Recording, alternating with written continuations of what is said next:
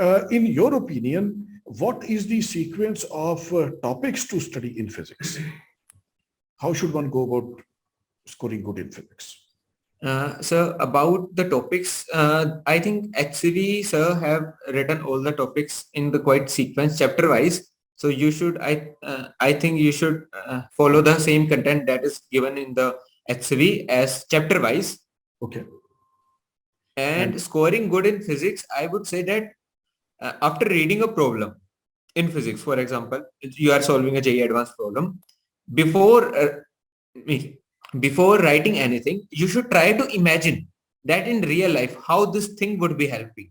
It hardly takes 10 to 15 seconds. And after you have analyzed the problem, that how this situation is happening in the real life, then the problem becomes tremendously easy. You don't have to do so much of hectic calculations. You will find the logic straightforward after just by imagining. And this is the biggest mistake the students do. They just don't imagine the problem. Okay. What So is the draw a diagram, think in mind, right? Yeah, you should draw the diagram, and after that you should start writing formulas. But most of the students, they start writing formulas first.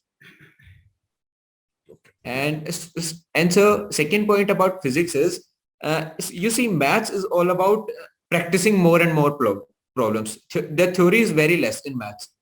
The more you practice, the more you will score in maths. In chemistry, it is completely opposite. You have to cover the theory and you can solve less numericals, but your theory portion must be excellent in theory. But in physics, 50% is theory and 50% is practice.